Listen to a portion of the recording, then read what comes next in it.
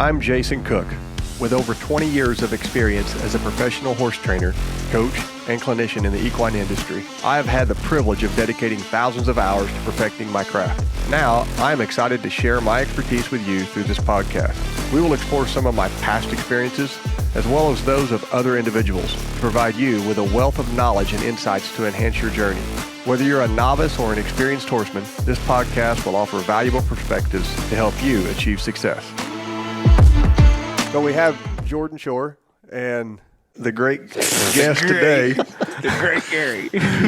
great guest today, Mr. Gary Webb up here at Missouri State. We're at the, what's the title? What did we end up titling this event? Oh, Horseman's Crisis Fund. Yeah, we came up with that. There's been a few around in our local area. This had some accidents and misfortunes, and it was Gary's brainstorm idea. Mm-hmm. He called me. I was in Kansas and kind of came up with. He kind of presented it to me. Then got Jordan on board, and they're the two brains behind the operation, as far as I know, because I know I'm not. We're in trouble. There ain't no brain behind this. but we just taught a clinic today. The cow portion was this morning by Jordan and I, and then they're in there right now, Jennifer Byer and Becky Shelton. And they are doing ranch riding and ranch pleasure. Yeah. And stuff raining right now. But we have Dr. Gary Webb, and we're going to hear his story and kind of how he come about us on this earth all the way down to Georgia. I did not know he was from Georgia. Yep. You guys were just talking about that. So where did it all start? Where'd you get started? Obviously, you're from Georgia. Is that where you went to school and was born and raised? Yeah. So I don't know how much time you got. So, I got all the time in the world. So my father, his mother and father ended up back down in South Georgia near Tifton, Georgia, and that's where he met my mother during the Depression. And so of course they met down there, and so my mother's family is from the Tifton, Georgia area, and so that was kind of the deal. I actually grew up though in North Georgia in a what you would call a textile mill village. Uh-huh. So back in those days, labor was cheap in the South, so they had a lot of textile mills up in the northern part of the state. And my uncles were all semi-pro ball players, and so they had all gone up there and were playing semi-pro ball for those textile mills. And so they got my daddy to come up there, and he told us many times like he was going to go work long enough to get enough money saved up to go back to South Georgia and buy a farm.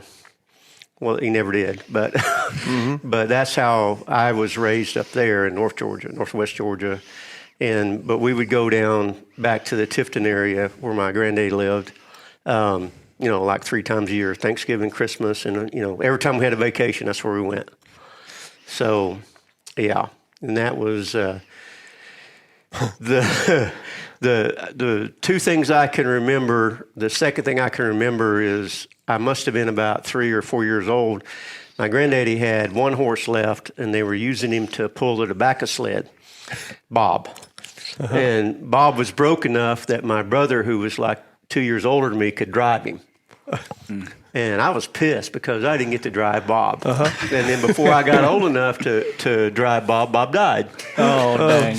And so... What about Bob? Bob died. Yeah, I have actually deals from the bank where he put Bob up and as collateral to borrow enough money to make a crop. Really? Yeah, I have those like after they cleaned out, after my granddaddy died and my grandmother had already passed, they cleaned everything out and they found those from like in the 40s. That's crazy. Yeah, I got them framed. So, yeah. Yep. So that was your first introduction to horses? Yeah, so I didn't, so then kind of fast forward, I always wanted a horse, never had one, and so finally I got in the 5th grade and I got sent to the principal 5 times in a week. Every day. Twice in one day. And it wasn't always just me. It was like one time it was all the boys in the class, and one time it was me and another boy and that kind of stuff. So they kind of decided they had to find something for me to do. And so we borrowed a pony and from a friend of ours, and did that, and got too old for the pony class, and bought a horse for me, and they there wasn't anything then. That was in the kind of the mid '60s, but nobody team roped, nobody roped. People had started calf roping a little bit, and so just these little open horse shows, show him in like Western pleasure, and so yeah. What next? Went to pretty successful with him. He was 5-year-old Greenbrook when we bought him, but he was a real pretty mover. So then I went to junior college there at home, that was a good thing. They just opened junior colleges in Georgia, so that made it affordable. And then went to the University of Georgia for 2 years, and wanted to get into vet school, and my grades are good enough, but apparently I didn't interview very well. Well, it was a bad deal. It wasn't a bad deal. It was a good deal in the long run, but yeah, the interviews were so bad. I don't know if y'all know, they'll put 3 or 4 faculty members in there and they'll interview you. And after the first round of interviews, they had to let some more people interview because interview scores were so low. Oh man, they were tough on you guys. This is a bad group. We need a new one. Yeah, it's bad.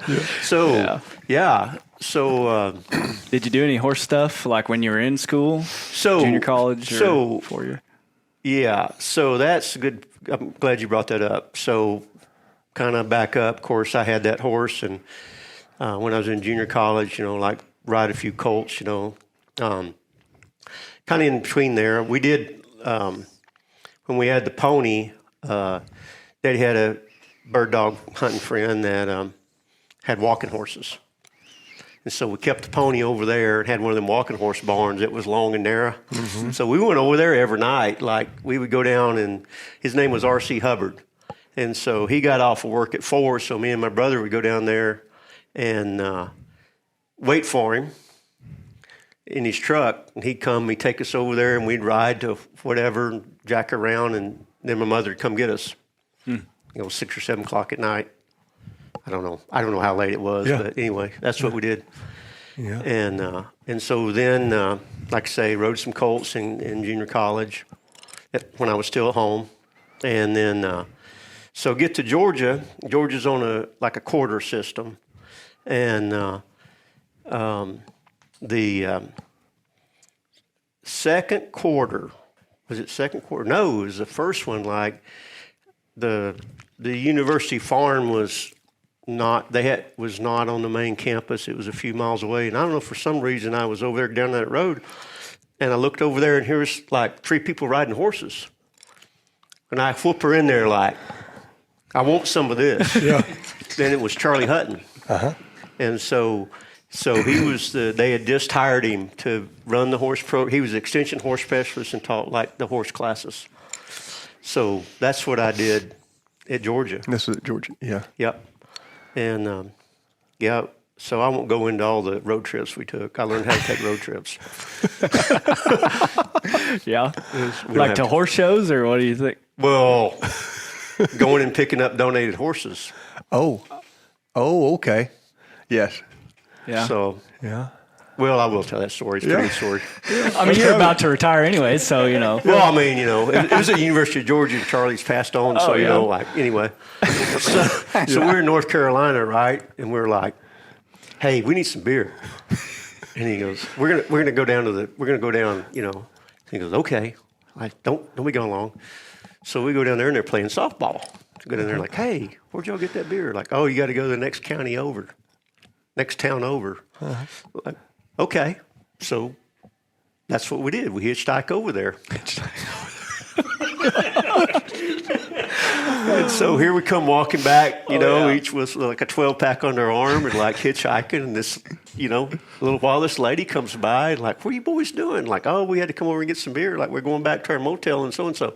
So here, I got to meet my husband over there and give him his lunch. He's a truck driver. I'll give you. Long story short, we're gone about 2.5 hours. Don't be long. Don't be long. 2.5 hours later. 2.5 hours later, here we come. Where y'all been to get the beer? Yeah. Look what we got. Anyway, so that's yours. Yeah. Sorry about that. That's all right. His flip phone. Yeah. He does. Is it paused? Is that a flip phone? Is that really? Is it paused? Yeah. All right. Yeah. Here. Okay, right. so enough of those stories. So anyway, after like the other thing was, kind of trying to ride horses and that sort of thing, and the whole horse behavior thing had just kind of been getting started. Mm-hmm. And so they have a horse short course, and Gary Potter comes. He talks about, I guess he talked about nutrition, surely he did, but he talked about behavior, like, man, I've always wanted to go to Texas, like, be a cowboy. I stopped him, like, hey, could I come to graduate school there? Like, yeah. Mm-hmm. And so ended up going to graduate school at Texas A&M. A&M, okay. Yep. So he came to Georgia. He came to Georgia. Just like a guest. Like short course speaker. Yeah, okay. Yep. And you're like, this is the guy. Like, well, I'd always wanted to go to Texas. Yeah. Well, who was? You saw the opportunity. Yeah, you're from Georgia, like that's where the real horses are. Go to Texas, like, sure. Right? Yeah. I think the beef farm manager at Georgia had gone to A&M. So, but anyway, yeah, he gave me an assistantship and went to A&M. And that's where I met my wife, and stayed there 14 years. Mm-hmm. Yeah. Yeah. So man. I went to, so I learned how to palpate mares. So we didn't have ultrasound machines. So I was really into the breeding. Another mistake. Like if I'd have kind of majored or studied nutrition, I'd had a lot more industry opportunities, And but I was really into breeding, and I got the opportunity back then. Like hardly anybody palpated mares except the people in Kentucky. Everybody would just tease the mares, and there were very few people actually AI'd very much. Yeah, you were just too early at your time. Well, not really. See, because that was in 77, in the spring, and then by about 84, people were getting ultrasound machines. So all of us that had all of that experience and skill, we kind of got replaced real fast. Mm-hmm. So that's what I always tell the students, just because, you got to keep your options open, because you never know when you're going to get technology is going to pass you by, and yes. They're not going to be in demand for that anymore. But so I guess I went to school 3 semesters, and in the spring of 78, I went to work for Sam Wilson. And at the time, he'd kind of gotten out of the cutters. The cutters weren't making quite as much money, even though he was the president of the NCHA at the time. But he had a halter stallion named Skip-A-Star. He's a world champion. And anyway, I worked for him for 2 years, just like in the spring and summer. And then I guess by the time I had decided not to go back to work for him, they hired me as the horse center manager. And they'd already hired Sue as the instructor. So I did that for a little while, and I got thinking like I needed to finish school. And so that was pretty time consuming. I went like a whole year without actually getting any credit. And I remember one time because I could only take one course at a time, and taking histology. And I've studied for like the second exam, and I'd already made like a 70 or 65 or something on the first one, Mm-hmm. And so like this is because, they, you could only you could make more than one C, you couldn't make a D, but you had to have a 3.0. And like I'd already made my C, and like they were after me, like you're going to pull your grades up, And so we had a horse breeder school. We'd have horse breeder schools there. Like there's a big deal, like 25 people, and all the graduate students have to put in like 3 solid days at it, So horse breeder school's over, and I'm going to study for histology tests. Get a phone call from one of my former students from Clovis, New Mexico. No, Muleshoe over by Clovis. He goes, "Hey, I decided to go ahead and bring that load of hay."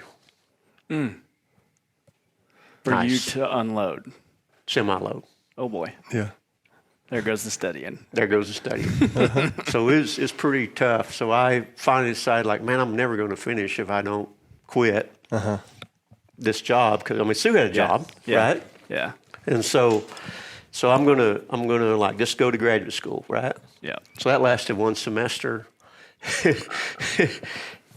And the opportunity came along to be the breeding manager where they had Colonel Freckles. People had bought Colonel Freckles. And so... Where was that at? It's in Brenham, Texas. I guess it's, let's see, doggone it, I can't think of the name of those people, just about, what the name of that ranch is. That place has changed hands so many times. But anyway, bottom line was we worked there, and they went bankrupt after 1 year. Oh. And so that plan didn't work out. That plan didn't work out. So you were working on your master's, or you were working on your PhD? Okay, so you had your master's. I finished my master's while I was a horse center manager. I got you. Under Potter. Under Potter. Yeah. And then they hired Jack Kreider from LSU, and he was a reproductive physiologist. So that's why my PhD was in that area. Prior to that, anything that we did with reproduction had to do with nutrition reproduction, and that's what we could do under Gary Potter. Yeah. And so there's a few of us did that. And so that's where Just Plain Colonel come from. That was in the deal. We got a breeding. And funny story about that. So we don't have a mare, right? Sue and I don't have a mare. And so there's going to be a sale there in Brenham. This other guy that was in the cutting horse business had a lot of good horses. Had some world champions. His name was DIX, Dix Turnbow. That was his name. Okay. And he had shown and been like a world champion, non-pro, and like some of those really good Gay Bar King mares that you see, like he owned them. And anyway, he's having a sale. Of course, here's these, like a Doctari daughter and a this daughter and a that daughter and this daughter, And we were looking at the catalog, and here's this one. Her name is Gray Nellie. We were laughing about that. Now she's by the Tennessee Stud. Oh. We laughed about that. This one you need to buy. Own daughter of the Tennessee Stud. Or it was Tennessee Stud, not the Tennessee. Anyway, so go over there and I'm walking up down through there looking at all these mares. And of course, those the Doctari daughter ended up going for $20,000. Which that was in 1983, so that was out of our league. Yeah, that was out of our league, And so come across there, and here's this gray mare. Like, dang, she's got a nice neck on her. No. Dang, she's got a big old hip. Like, what's this? So it was a Gray Nellie. Well, ended up that was the only one we could afford. You went to laugh. Well, I did. We did there was some poco this, poco that. We didn't like any of them, because they were short and squatty and no neck kind of thing. And so, that was where Just Plain Colonel come from. So what did she cost? Too much. I was so naive that they were like, $2,000, $2,500. I'm trying to bid, right? Well, if I just shut up, they was going to start back at $1,000. Yeah. So they finally, I got my hand up at $4,000, and they sold her to me, and I probably could have bought her for $1,500. Yeah. I didn't know what I was doing, Yeah. And so the deal then was, so after the deal went bankrupt, well, I'd gone back to work for A&M, and he was a 2-year-old, and Greg Ward called Don Munn, who was the guy that we worked for when they had Colonel Freckles, does anybody have a black one? Well, I know where there's one. And that's why he bought him, because he's black. Mm-hmm. And so it worked out really good, because he had a really good set of mares. Mm-hmm. And so that's how he ended up, if he'd have went any place else, he probably wouldn't have been $1 million sire. But, right. But, he bred him to that Sugar Nick and Filla Nick and all them. It's funny how that stuff happens just by kind of a freak deal. Yeah. I mean, look at everything that had to line up for that to happen. Yeah, yeah. Well, the same deal, those brown mares' mother, so when the deal went bankrupt, they hired her to do the books. It's like she would keep the books and then go to Houston and give it to the bankruptcy lawyer, and like he'd write all the checks. And so they paid her by the hour to do that, and then like if you'll help the trainer Don Munn lope all the horses and continue what you're doing there, like we'll give you a horse. And so they had bought $3 of sugar bars. No, $5. It was $5 of sugar bars, and they were bred to a son of Doc bar named there was a Holy Doc Socks and a Doc's Holy Socks, and I think one of them had a really good show record, and this was the other one. And man, those were nice fillies. I'm like, I want that brown one. I'm like, no. You can have that little scrawny one over there with warts all over her nose. That's your payment. That's your payment. Yeah. You're like, dang, it's ain't much. Yep. Yeah. Dang. So I want to know how you and Sue met. How'd that all start? You really want to? At A&M, but Well, we were both graduate students. Okay. yeah. And there was only 3 female graduate students. Oh. Okay. One of them was married. One of them was a barrel racer. And there was Sue. And there's Sue. Yeah. There you go. So that eliminated itself then. Yeah. No. So Love I at don't know first if I sight. should embarrass her. Like she probably listen to this. I watched her ride a bucking horse in an English saddle, and I'm like, That's it. that's it. Yeah. There's my cold starter. Yeah. That's right. Yeah. Beats the barrel racer. Yeah. So. Well, that's interesting. So you're at A&M, and you were there 14 years? Between like going to graduate school and I guess we were in Texas 14 years. I was the horse center manager for 2.5 years, and then after I graduated with my PhD, I only applied for like 2 jobs. I was just sure I was going to get to go back to Georgia, and I didn't. So now I'm out of a job, and I guess I was out of a job like all fall. Well, you need to interview better. Yeah, I did. I did need to interview better. That's right. Did it again. And but anyway, I started working for John White.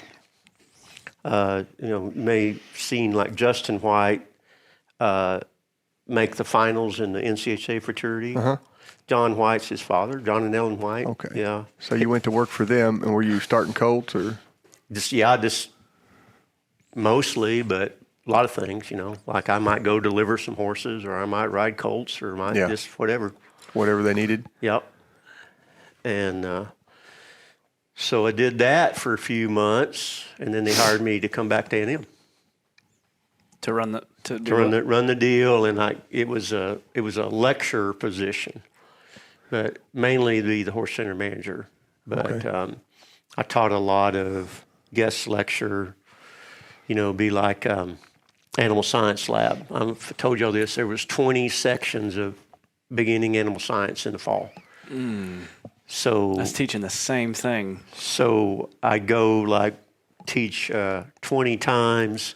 This is how you trim a foot. This is how you age a horse by the teeth. The next week, this is how you bridle a horse. This is how you saddle a horse. Yeah. This is a walk. This is a trot. This is a lope. Which is a lot similar to pull the right rein when the flag goes the other way. Right? Yeah. That we've heard this morning. And like I talked to you, that takes a lot to do. Oh yeah. What you did there, and that's what we do is, you probably do it with your students up here and everything. Yeah, but anyway, stuff like that, or like the repro class, like there'd be like 5 repro labs. There'd be that many, split them up into 20s. So I'd collect stud 5 times. Not the same stud, but that week, and then it was help with research, And the really courses I taught were like graduate students, teach graduate students how to do all the repro stuff, the hands-on stuff. So I did that and did some research. A friend of mine that was going to school at the same time, Mark Arns, he and I did a whole lot of work with cooled semen. Mm-hmm. This was even before they allowed it. Mm-hmm. So that was the one thing that they didn't use for anything else was all those stallions they had around there for things. So we did a lot of that, and so that's why the thing about that is you can have 2 or 3 stallions and you got enough horses to do a research project because you just collect them several times and you got enough numbers to get your numbers up to do statistical analysis of it. So after there, where do you go from there? I mean, I assume there's some other places in between there and here. One. Where was that at? Colby Community College. That's how you ended up around Krebs's and stuff. Right. Okay. Yeah. So eventually, we just kind of got tired of Texas, and you married? Oh yeah. We got married. We got married in '78. Sue was the.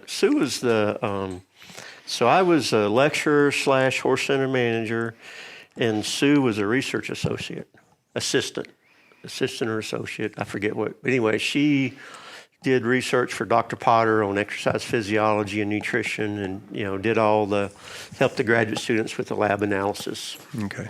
And that sort of thing. And then you ended up in Colby, and where are you at there? What are you doing in Colby, Kansas? So there's a community college, they call them community colleges, and there was a horse program. And so went to Colby, Kansas. Beautiful, isn't it? Yeah. You got to tell the story about the new janitor that you hired, and then how that relates to test scores. The janitor. Remember on the desk?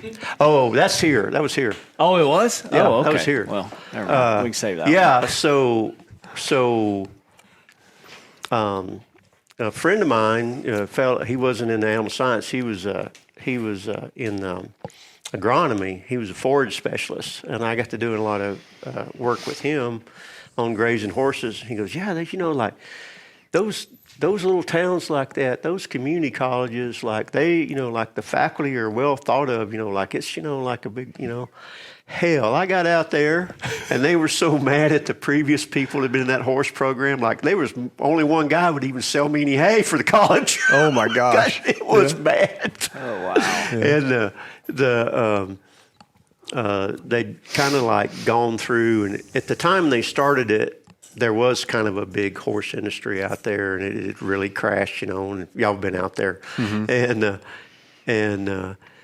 So like I said, at A&M, I'd been teaching graduate students. And so I go in there, and there's, I think there's 9 students left in this horse program. At Colby? At Colby. And so I go in there the first day of class, and here comes the calf roper. He just stretches out on like 4 chairs and goes to sleep. Yeah. Been up all night. Yeah. And there was some students that very low academically, yes. Yeah. So, but anyway, we went along there and met Dwight and Sherry Krebs, and the first thing, they kind of got to send in loaning us colts, for the training class and paying us a little bit. So we started using that for scholarship money. And then we started having horse breeder schools. So my friend from Texas, Mark Arns, was at K-State. So we started having horse breeder schools. And so they wouldn't.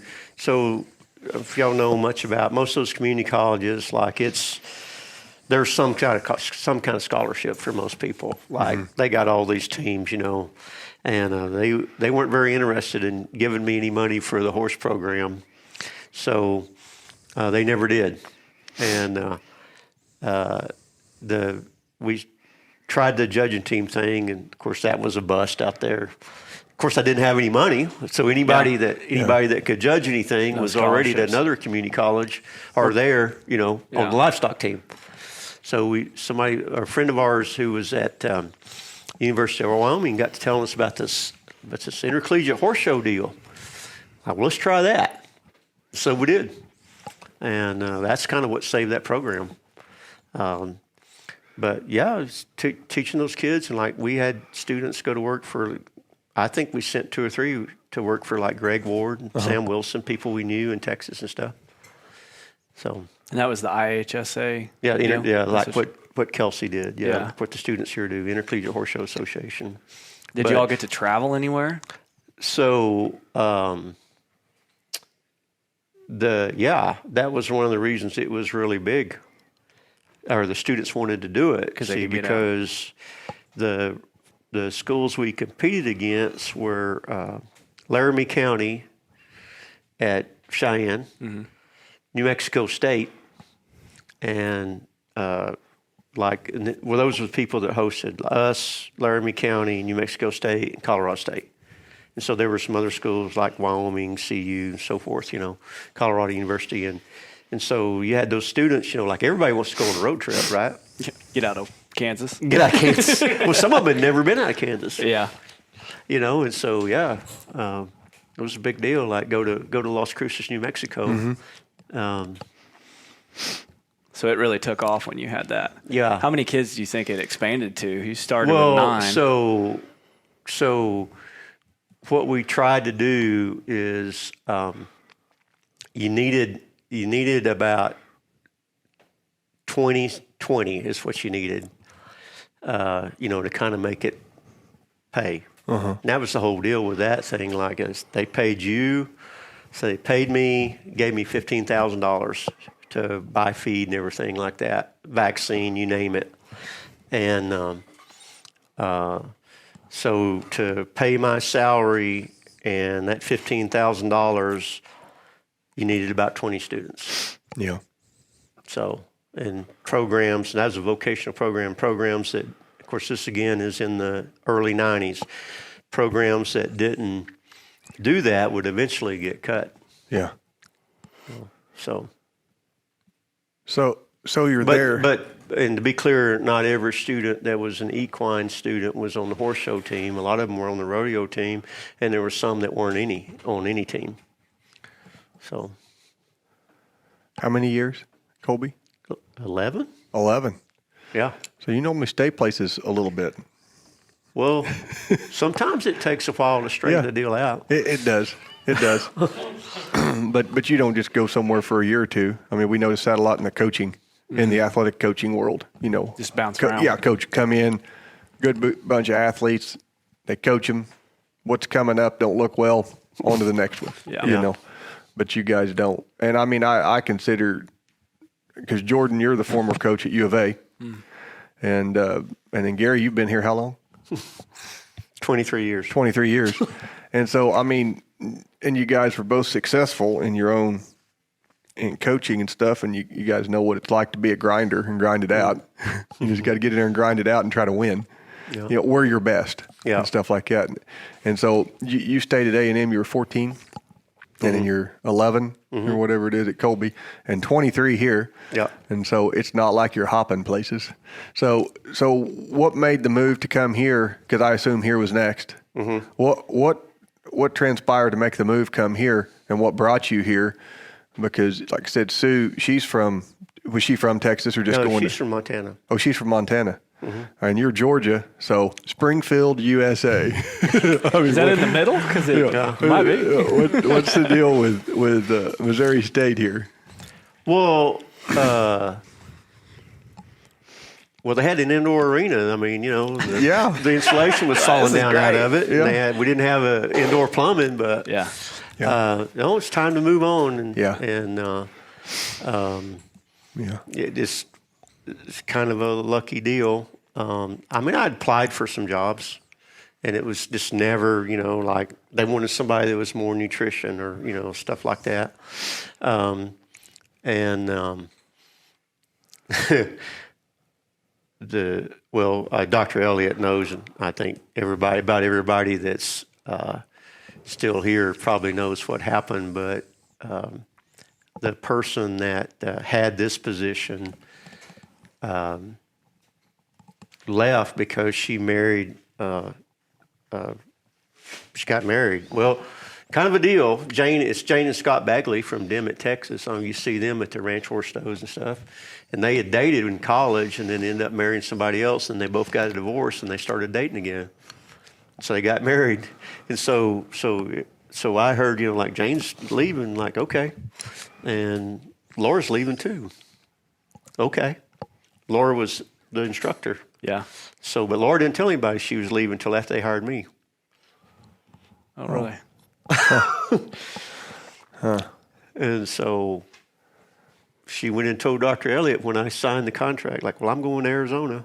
And, do you know anybody? This is in May. Do you know anybody that could do the job? Yeah, as a matter of fact, I do. Yeah. And the guy you hired, his wife. So it was really, I tell this all the time, like I took a cut and pay to come here from Colby Community College. If you believe that. Wow. Dang. Yep. Yeah.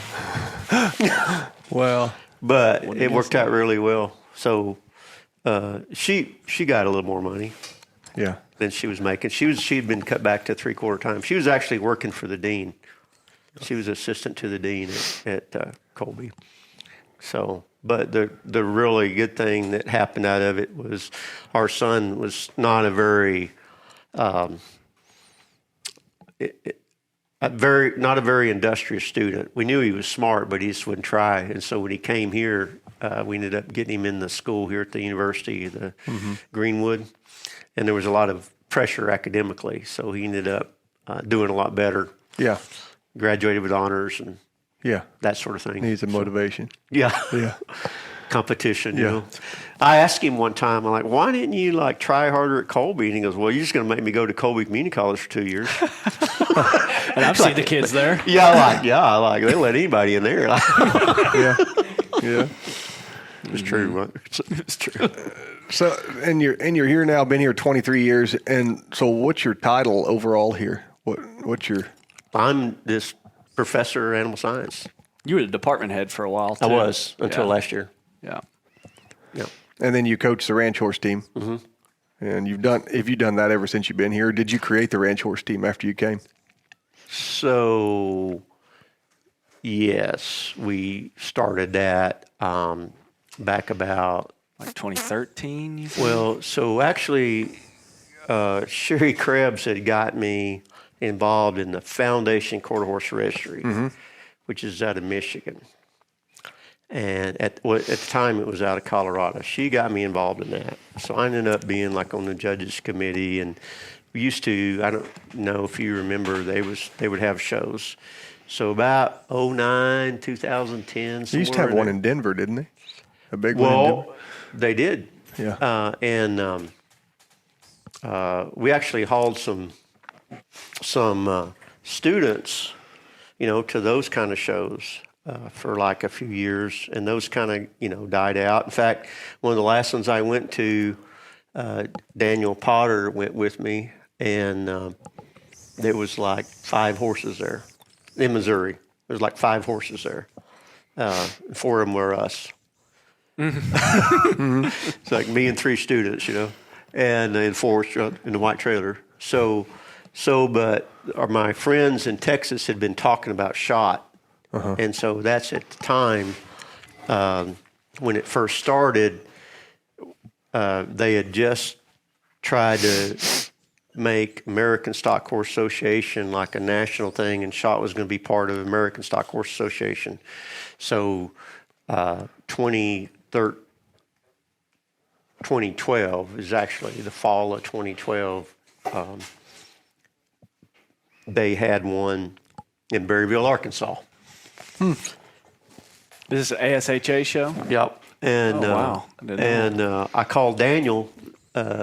He had Sinan down there and Star. He had taken them home so he could ride and have something to ride. Like, hey, they're having this deal over there at Berryville. Like, won't you tell your dad to to bring old Sinan over there, or bring Star over there, or whatever. I think it was Starry Road. It's like, bring them over there, and then we'll go to the clinic, figure out what's bad, and then we'll go show. And might have even been 2011, because it seemed like we did 1 year, and then Dennis Ziegler come out here to judge for us, and he's like, "Oh, y'all are good enough to go. Y'all are good enough to go to nationals." Mm-hmm. Were you good enough to go? Well, till they turned the cow out.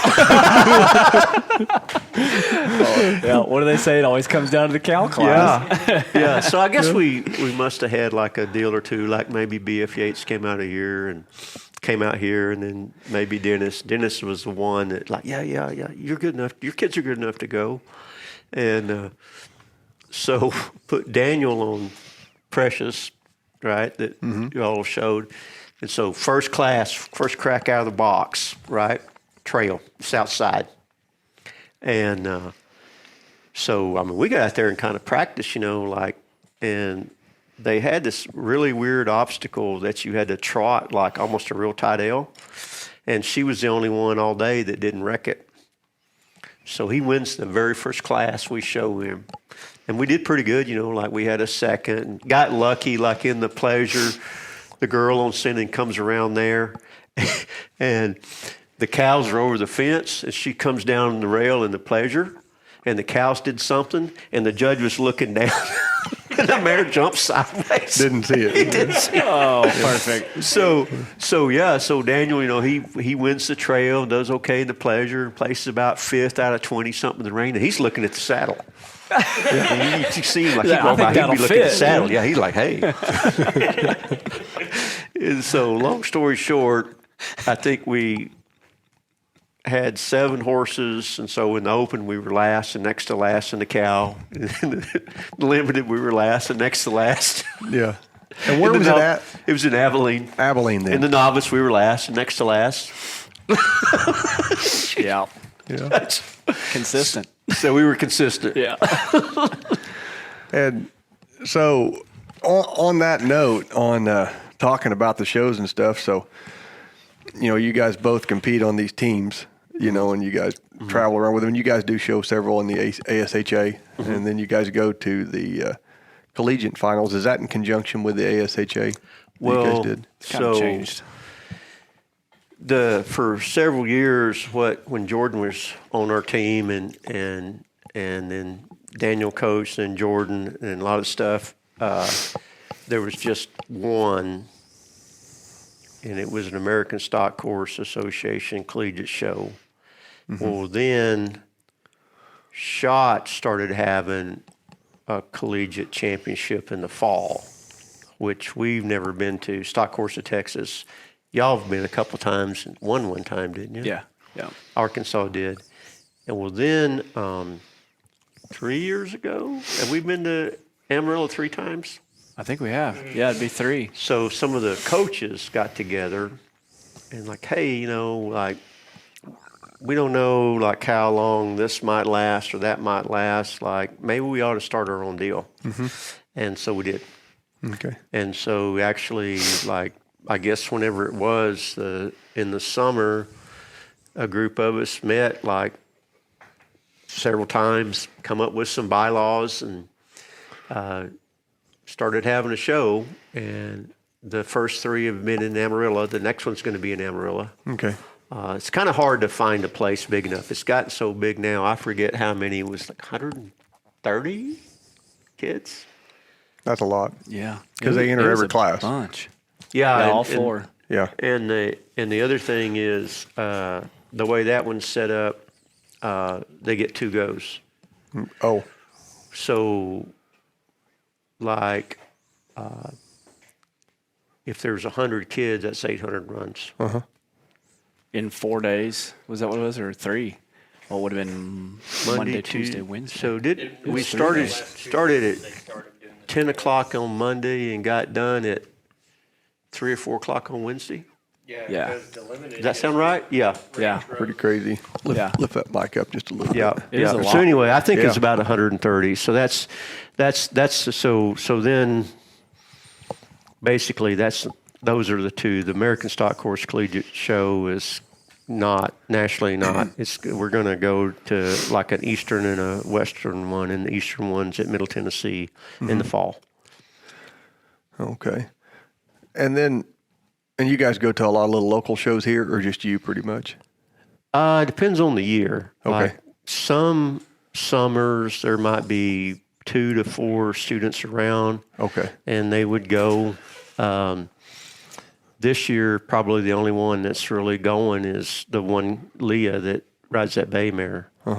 So, and that's just a good place to practice. And so coaching all these kids, they come, they try out, right? And then they yay or nay on making the team. And you guys provide the horses here, right? Or do they have their own? I'd probably 2/3 to 3/4 of the horses on our team belong to either myself or the school. Okay. So we've always had, well, not always, but like right now, there's at least 3 of those students have their own horse. Yeah. Yeah, out of like 9. Yeah. And then Jordan down here at yours, the students all own them, right? All of them. Yeah, all of them. So how do you bring those kids in? Obviously they've tried out, and you have a plethora of different individuals, there. So what's the key points in trying to be competitive and winning on that? And what's the strategy, the practice look like? I mean, because I think there's often a big misconception on what it takes to win in the horse shows at the lower levels. And I think people associate most of what they think it takes to win by watching TV and YouTube and the futurity finals and all this stuff. And so what does it take, and what practice look like, and what strategies look like for both of you? I mean, like when you guys take these kids and you're trying to go compete and you're trying to win with this team, and do you, I mean, I assume it would be like a track meet where you try to get points in everything and try to, disperse it. So what's it look like? Well, so I think at NERSA this year, the show in Amarillo, there was 17 teams, but 12 in Division II, which is what we compete in. And the difference being Division I, which would be the schools that would normally be Division I, would be like Texas A&M, Texas Tech, West Texas. You have 2 riders in what we would call open cow horse or non-pro cow horse, where you go down the fence, turn them, and circle. And so, and some of those kids are like really good, like Jay McLaughlin's son, for example, is on the West Texas team. We haven't in several years had 2 people that were mounted enough to go down the fence and turn one and circle. So we've both like been in Division II. Okay. Well, you get to name 2 students and that are on your team, and their points count, but they're competing against. So for example, I think there were 70 something in the novice. Yeah. Bunch. Right. And so, if your point rider wins, they get 70 points. Okay. So there's an individual competition, which like Luke was reserve in the novice one time. Like this past year, Leah was 5th. You had one that was 3rd or 4th this year in like the novice or limited or something. Yeah. Out of like 70 kids. That's Division I and Division II. So individually, they compete against all of them, regardless of the division. Oh, okay. So the team's broken up based on what division you select. Yeah, so there are like 12 teams in Division II, for example. So we didn't compete team-wise against Texas Tech, but we competed against 12 other teams, or 11 other teams, I guess there was. So, but the big deal is, like, theoretically, a novice rider hasn't won a lot. And so it's not only teaching them how to do the 4 different parts, but how to show and how to, when you get to the show, how to prepare the horse. Yeah. Big one. and just not do dumb things. And like go on the wrong, so don't make mistakes. Don't make mistakes. If you don't make a mistake and you just mark 70 the whole time, you're going to do really good. So like so the big show that we go to, they use AQHA rules. So for example, one day in the trail, the last obstacle is the gate. Well, it says left-hand push. So one of our riders just walked up there and opened the gate to the inside and opened it inwards, Pulled it in, like DQ. Yeah. Or off pattern. Yeah. And if you go off pattern there, like you tie with everybody else that goes off pattern. Yeah, you go at the bottom. Go to the bottom, so you might get 3 points if there's 3 other people or whatever. It wrecks you team-wise. It wrecks you team-wise. Yeah. And so just things like that, or like we had a girl go on the wrong side of the log, and they called it off. She wasn't supposed to go over the log. The log wasn't part of the deal. But the way it was drawn, you were supposed to go to the inside, lope to the inside of the log. She went to the outside of it, and they called that off pattern. Yeah, had nothing to do with the quality of the lope, but that's what they did. Yeah. So thankfully, those were the freshman riders who'd never been, and they weren't on the team. Yeah. And sometimes that teaches going and doing that. It sucks for you, but sometimes that sets it up later on. That when they're juniors and seniors, they don't do that. They don't go off pattern because they've been there for nationals and they've, felt the pressure, maybe the first time they've ever felt pressure of, hey, I let everybody down because it was my fault. It was my fault that we didn't do as well as we could have. Yeah, it's a little bit. Yeah, it's a little bit. If they've never been and shown a lot, like when you go down there and you see all of these, like there's 70 in my class, Yeah. It gets hard to count to 4. Or 3.5, whatever it is for them. So, and I think a lot of it too is motivating for you, since you do have your own horses and school horses. The riders that are there the most, that try the hardest, that are handy, get to ride the better horses. So like if you want to try, it's pretty obvious who's trying hard and who's doing the best, and then they get those opportunities. And that's a different thing than what I was able to have, because I didn't have control of who rode what. So that kind of gave you a little bit of a way to motivate them. Oh yeah, motivate and have some good kids too. So were you on the team? We had that person. I think you were, and just wouldn't listen to anything we told him. This is the way you show this mare. This is the way you show this mare. And like he wouldn't warm her up like we tried to tell him. He wouldn't show her like we tried to tell him. So I'm like, we're making a switch. Yeah. He's going Smurf. He was always Smurf. We called her Smurf. She was something. Yeah. So he didn't like that. So thanks for being on the team. Yeah. You can ride this one or you can leave. Yeah. And you can motivate them like that. Yeah, it would be a lot harder if they owned their own horses, and then trying to coach them too. Obviously, they own those own horses, and they've purchased them somewhere. They might have even had their own trainer. Yeah. And it's hard to get people to buy in. It's very hard. And sometimes we get to thinking we're alone, like you guys trying to get that kid to listen. And I heard on a podcast the other day, someone mentioned he knew another trainer that had 6-figure 2-year-olds. Wow. And it's a famous trainer. And he said that trainer was talking to him the other day and says, I don't know why, but every one of them, I still have trouble with my clients. They question me. I mean, this is someone probably won 3 to 5 million, and they still question him. Yeah. And I can't, I don't understand that. I don't understand it at all, especially when you're trying not to be almost uncoachable. Yeah. And you think you're going to get anywhere in life. You're just not going to do it.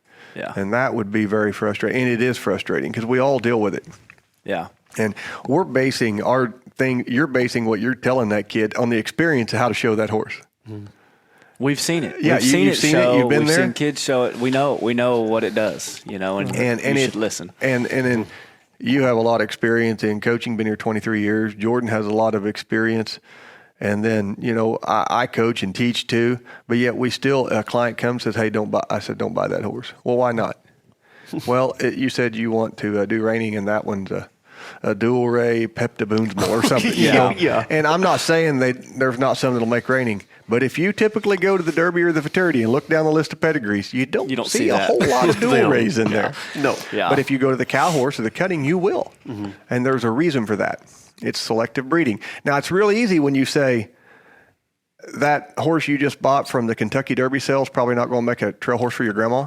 They understand that. Right. They understand it completely. But when it comes to this other deal, they don't get it. Yeah. And that's just one example of ways trying to get people to buy in. And you guys are trying to get students to buy in. And as your dad said in the last podcast, when you're coaching, trying to get them to run up a wall for you or run through a wall. Yeah. You know? And I would always try to tell mine, whether it got through or not, you know, surrendering right is the precursor to finding right. You know, I was like, you got to give it up. You can't think that you've got it because you don't. Never. And the more you learn, the less you actually feel like you know. And if you feel that way, then you're doing the right thing. Yeah. Then you're actually getting somewhere in life. That's right. You know. So, but yeah, that was so hard to get past some of. I don't know how he did it for 23 years. Really, I mean that's a lot. So, especially with your own horses too. Some of those, it might have been hard to watch some of them get Suffering, shown. watching them waller around on them and jerk and pull on them. Well, no, that's not in the ranch horse. Yeah. Because if, as you know, some of my horses are not always easy to show. Yeah. They're special. Yeah. Special. Yeah, he's special. Yeah. But, yeah, the intercollegiate horse show thing, especially Jordan's been here and seen those. And of course, you tell those kids how to ride a horse and they won't listen to you. Yeah. But yeah. Well, even when I was here, I remember, and honestly, going and coaching was probably the best thing for me because when I did it, I was like, son of a gun, I am now saying what Dr. Webb was telling me.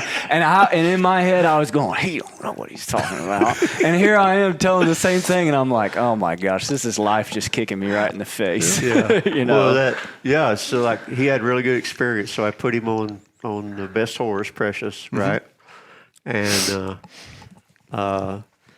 so he's practicing reining all the time.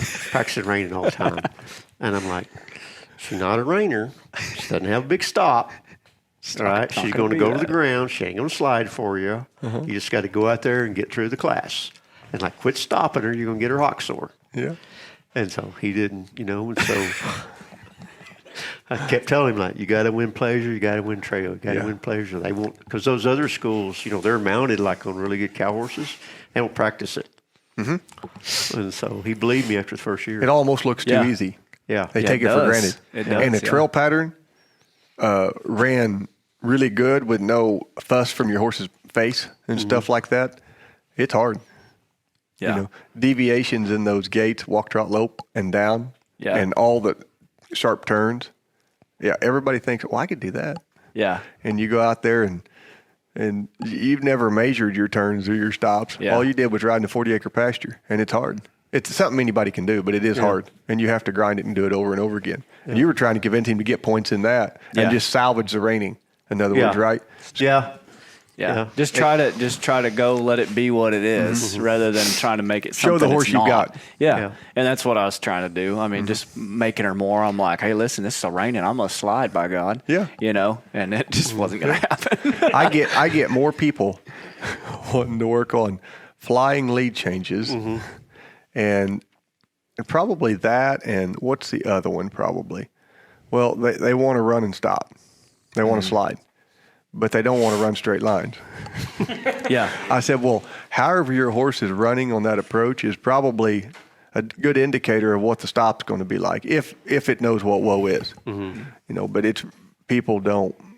it's really hard to convince people to work on the fundamentals of it and flying lead change. Like when we were out there, I was out there last year, and they said, what do you want to work on the last day? And I looked over and told Jen, I said, they're going to say flying lead changes. And I want to hear his response. Yeah. And he thought for a while and he said, all right, here's the deal. And he takes off walking.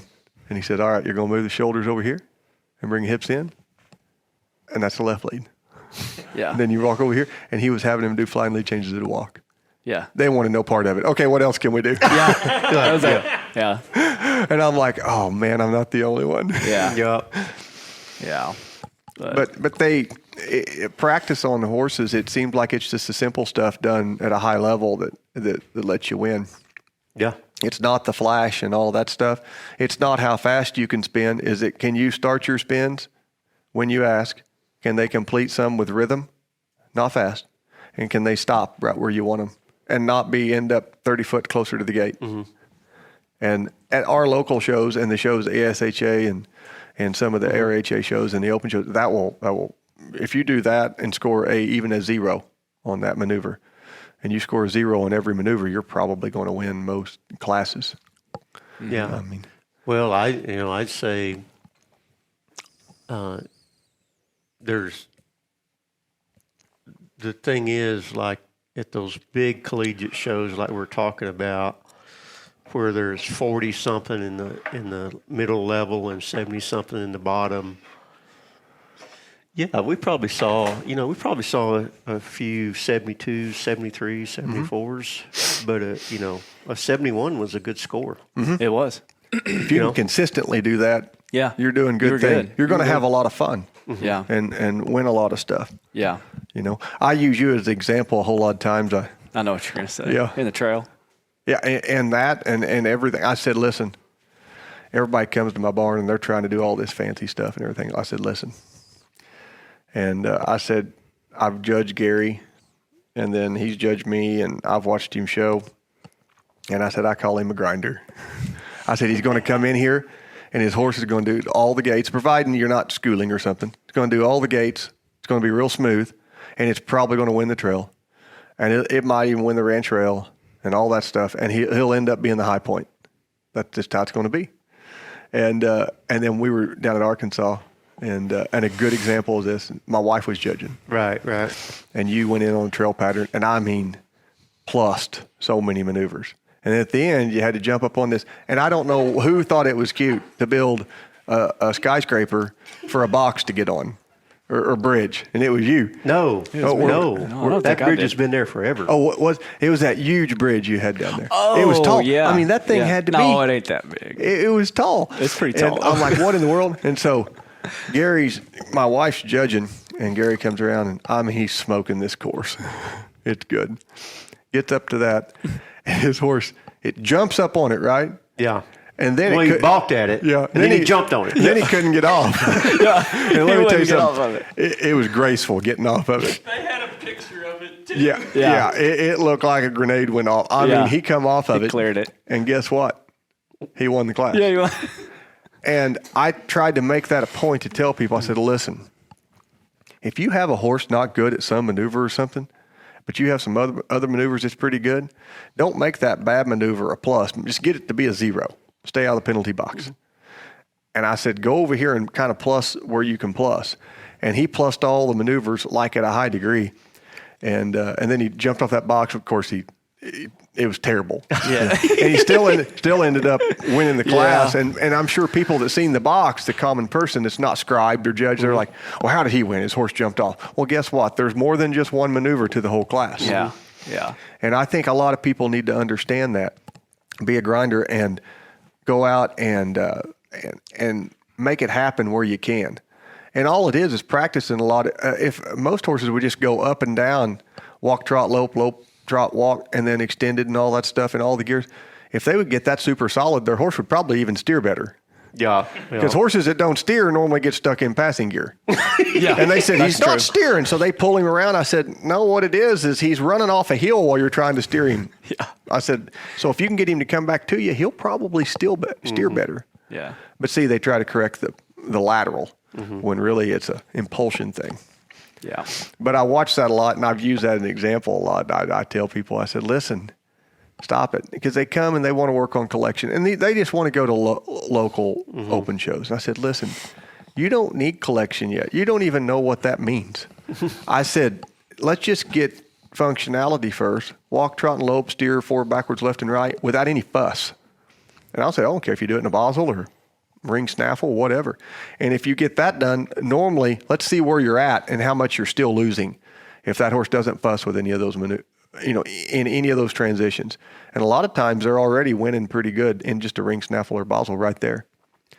But they want to come in there and do a lot of that in the show. Now you can soften your horse, around and stuff like that, but they want to come in and they think it needs to have its head between its legs to do the patrol pattern. Yeah. And we're not at AQHA World or something like that. We just need to find a starting spot, to have fun at it. Yeah, it's all fundamentals. It is, and it's so simple that fundamentalism really don't sell very good. I don't think. Yeah. It's kind of boring. Yeah, and it's hard to get people to buy into that. But if you say you're having a clinic on cows, it fills. How fast did this one fill? Yeah, that was like 3 days. Yeah, it didn't take long at all. You mentioned the cows, and we went over some. Well, and that's why when they BF Yates and that group put that deal together originally 20-something years ago. That's why that dry work pattern's in the novice cow horse. Boy, they hate it, don't they? Yeah. They don't want to do it. And there's so many that do it wrong. And I said, if you can't do that, your horse shouldn't even be on a cow. Shouldn't be on a cow. Really. It's trot and lope, stop, reverse. Yeah. Back 2 steps on the trot. Back 2 steps. Really, there's nothing in there if your horse can't do that. And they said, I don't want to do that class because you have to do it. And it's like, they really don't want to do it, but yet they just want to go work a cow. And if your horse can't do that, they almost shouldn't let you. Like if you mess it up, it's like, well, sorry, you don't get to work it. Well, yeah. I mean, it's like y'all were talking in that clinic this morning. Like, you need to have this button on him. Like, he needs to. When you sit down, that he stops. Yeah, because you can help him then. You can help him. You can. Yeah. Yeah. If you have that outside leg to where if you put pressure on it and rock on that hip, and it doesn't have a lot of forward in it. Well, now you can help him. It's not that you're trying to do it all for him. But when that cow goes or that flag goes, you can just push a little harder, and he feels that feel. That's why they call it feel, and this door's open over here, and then you can kind of help him a little bit. But if every time you drop your reins and you tap your horse with the right leg and he runs smooth off, and people will do that, and they want their horse to go left better. So what do? If you just stand still, which that means the ball's not rolling anywhere, and you tap that right leg and that horse trots off straight, well, how do you help him with that leg to steer? You're just going to make him steer worse because his head's looking here, but you're going to tap the leg and he's like, I remember what I did when I was standing. So let's just. And then they pull him to back up, and then when they're trying to get him to stop, they won't stop because they've been pulling on him because they're just trying to go right. And it's that fundamental stuff like we worked on this morning, and I know it's boring. It is. I understand. And then with the cow stuff, like we talked about, you have to give them a little taste, and then you got to bring them over here and let those horses rest. You don't want to put them on the flag for a half hour. Yeah. I mean that cluster training we were talking about. Yeah.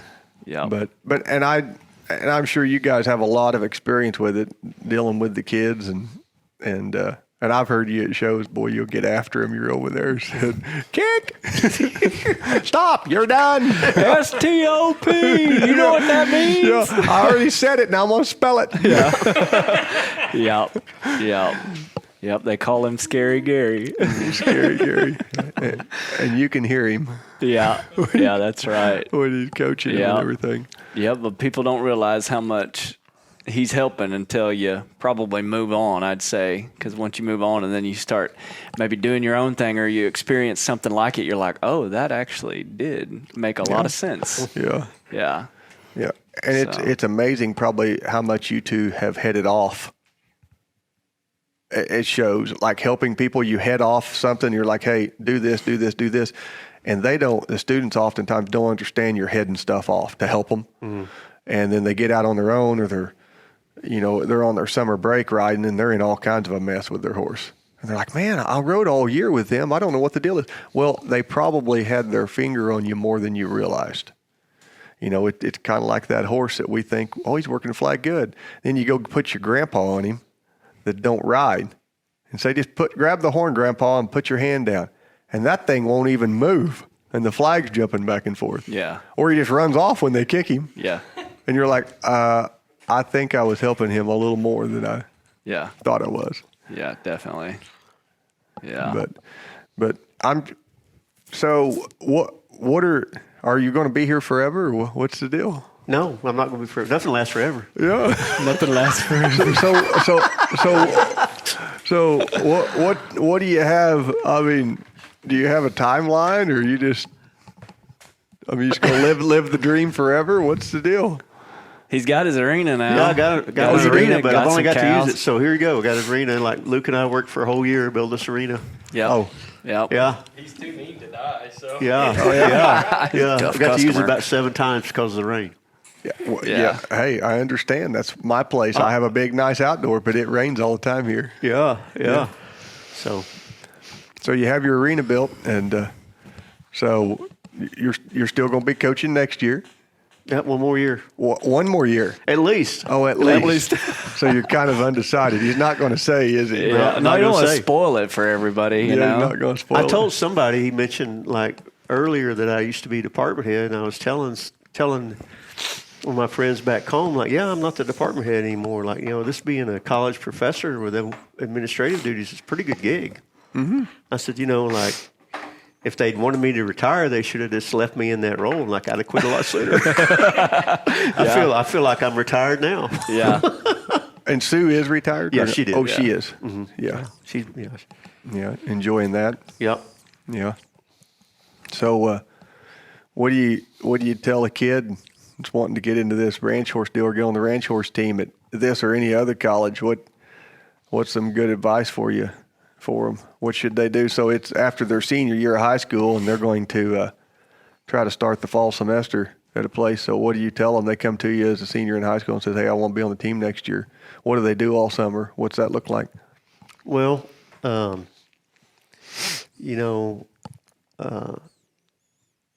if you don't know anything about it, go to some shows and like watch. But like just the things we're talking about. I had a kid at Colby that could hardly ride, and he wasn't. I guess he wasn't at the lowest level. I think he was at the next level where he had to lope. But that kid was out there every time we cracked the gate open, riding. And by the time we started showing, I think he got beat once. So work. So that kid's pretty special. So on a number, both of you here, what's a number? Well, how many kids you got to go through before you get one that's like that? That special one, that different one. What do you think?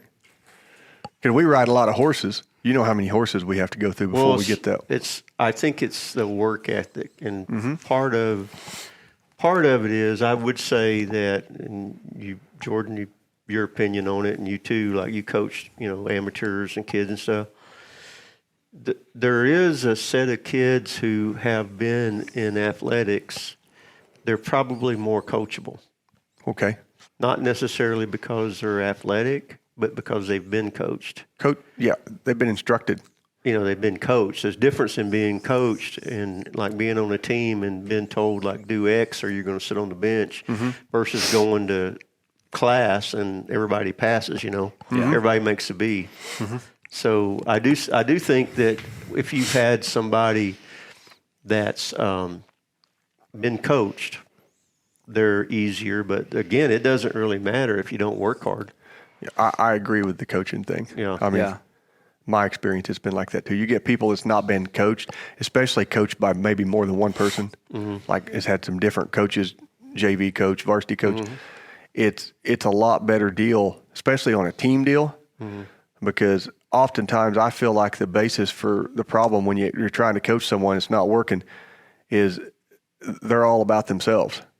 So when you go to getting onto them, they forget it's towards a team effort and it's all about them, and they get to either feeling sorry for themselves or whatever it might be, and they kind of shut down. And if they don't make it all about them and they don't take it personal, like 10 minutes later you can see them in the hall and you're cool, but they take it personal and it's all about them, and it makes them a little harder to coach, I think. Yeah.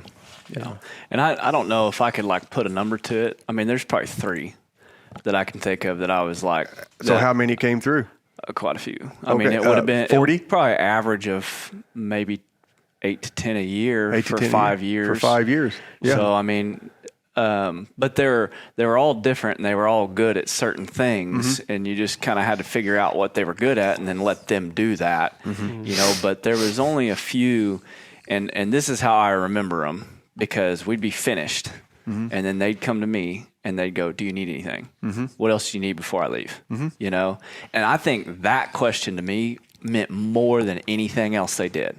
you know, because that was the extra effort. Because there were sometimes I was like, hey, well, we need to do this too. So they didn't get to go home at that point, you know. So I think the ones that were, like you said, not selfish, and they were like, hey, this guy's here, not really getting paid extra to do this, you know, so maybe I should help him out. Just conscious of what's actually going on, you know, and then those kids would, whether they were good coming in or not, they got the most opportunity. And maybe there were some of them that didn't get the opportunity to be good because of just the horse they had or the situation it was in. They were still like some of the best ones I had. So they weren't exactly maybe the best riders, but, you know, we tried to give them all the opportunity we could. Yeah. So, and I know you and I had to try a lot, you know, growing up and stuff, because it wasn't like we were full of talent. Yeah, we weren't from baseball royalty over here, bloodlines. You said earlier, didn't you say you had family that were minor league players or something? Well, I did have a cousin who played minor league. Yeah. You're just you got all these genetics. Yeah, you're bred but good. I was a terrible baseball player. Oh, were you? Yeah, that ran in your family, but ran right by you. Ran right by me. Yeah, Yeah. I was probably the least athletic of all of them. Yeah, by far. Yeah. Isn't that funny how it sometimes makes more of the people that stay in it? Yeah. You know? Yeah. And even the ones I thought I can think of, you know, that were really good, I don't think they necessarily played sports. They might have played one, but they weren't, you know, people I would call super athletic. But a lot of times, and Webb's probably felt this way too, it was a lot of parenting too. When I'd meet their parents, I'd understand a lot. I would get it. I'm like, okay, this makes sense. Makes you know? sense. Yeah. And I'm like, I'm not even that old and I don't have a kid, but, you know, there's the proof. I was right really there. shocked at when I've been around a little bit of this, the involvement of parents at the collegiate level, even in like basketball and baseball, through talking to your dad. It amazed me because I thought, you know, I can see it in high school a little bit. I can sure see it in grade school. Yeah. But at the collegiate level, it kind of surprised me that they didn't. You know, I look at it as, you know, I have two daughters and one's 18. And if she went to be on a team, I'm not involved with the coach or anything. She's going. That's her deal. You know, it's between her and the coach and their responsibility. And I just wouldn't feel a need to go and interact with that. I think that would be odd. Yeah. You know, I used to make jokes about, I don't know, you know, the only thing that's worse than a 4-H mother is a Little League baseball mother or dad. Yeah, like I used to make that. They think this 4-H horse program is Little League baseball. Yeah, they do. They get real serious. That is true, though. I've talked to people about like I don't know if y'all know what the NCAA is. That's the A&M's, the Collegiate Athletic Women's Equestrian. Okay. It's like it was modeled after the IHSA, which you kind of know a little bit about, but it's all women. And what they do is they'll have like two reiners, and like let's say if Arkansas and Missouri State has a match meet or whatever, or dual meet they call them. Like I'll have a rider ride that horse, and then the other team will have a rider ride the same horse. So it's kind of a totally different deal. And needless to say, like if you start talking about your A&Ms or Auburn or Florida, I think it's Auburn maybe's won it like 3 times in a row or something. Like these are the best AQHA and NRHA and 100 jumper, not the best 100 jumper riders because they got too much money. But yeah, they're not going to ride. But anyway, they're talking about that and how you can imagine like those girls have been mounted all their life, and in fact it was one of the athletic directors said it like that is the biggest headache, because if that girl doesn't, it's only they'd be 40 on the team and only 6 of them get to go ride. Can you imagine? Nope. Nope. Sure Jordan's can't. over there like big eyes. Oh, boy. Nope. He's like, yeah. So Yeah, that's pretty crazy. yeah, but we, for the most part, like we've had really good support from our parents, and like they come to the show and watch the kids and put money into it, and you know, I had like the one girl that shows cutters, like they go and she made the finals. She's been to the finals, in February and stuff. Her parents are great. That's awesome. Yeah, there's some good ones. Yeah, there are some good ones, and the kids are normally good. You're like, they're great. Their kids are good, and it's the supportive parents, man, they're priceless. They come in there, they kick the kids off, and a lot of times they'll watch the first lesson, like when I was having kids, but then they just they might run to town, and that's how it's best. I know your dad coaching ball. He has closed practices. That's what he used to have. Yeah. Oh yeah, closed practice. Yeah. I don't need you to coach your kid from the sideline when you're literally paying me to coach your kid, and you're in here yelling at him. And if you were on the floor and in the game, and you kept looking up the stands at your dad, he'd pull you out and set you there. And if he was real bad, he'd say, "Okay, just go up and sit by him." Yeah. I'd take care of it. And that's a true story. Yeah. And he does that because that happened a lot. Yeah. Well, maybe not a lot. And just the most laid back guy there is, just sitting around talking to him. Oh, you should have seen him coach ball. I mean, he was intense. He'd come home and he wouldn't have a voice. Just from yelling so much, he would not. I mean, like every time it was almost like, he didn't have a voice. Like, so team roping was his. This is release. Yeah. But it's been good sitting here talking to you. I had never got to sit down. I had no idea you were from Georgia, and I knew you'd been at A&M for a little bit, and then you'd mentioned the Kansas deal a little bit there, and then I really didn't know much about you until Jordan came up here, and then I kind of got to know you a little more. I'd tell him stories. Yeah. He called me and he said, "Hey, you'll never believe what Webb just told me." And we visited a lot, and I know you guys have got to spend a lot of time together even after as coaches now. Yeah, we have meetings normally. Yeah. Meetings. Well, Is that what you call them? that it is. It's pretty rewarding though to haul them around, and like they very special relationships with most of them. Yeah. That's really great, and you've been here a long stint, and I think you're probably going to make it an even 25. I'm thinking 2 more. We'll see. Yeah. I think I might just go back and get my PhD. I tried to get him to come back to school. Yeah. I still got eligibility. He's living here now. I got a room, man. Yeah. Oh, he's a city slicker now. He lives downtown now. But we appreciate you guys sitting down. We had another guy in here, Luke Short. Yeah, Luke Short. Yeah, he wasn't mic'd up, but he wanted to come in here and hear all this. It might be a different conversation. Yeah. But we'll let you go. I think the clinic's probably about done, the other portion, and we're going to get out of here. And I appreciate it. It's been good talking to both of you. And Jordan, we'll probably have you on. Me and you are going to sit down sometime, have a powwow. We've got a lot to talk about, a lot of memories. Yeah. But we'll sit down and do that sometime. But thanks, Gary, and we'll talk to you later. Okay.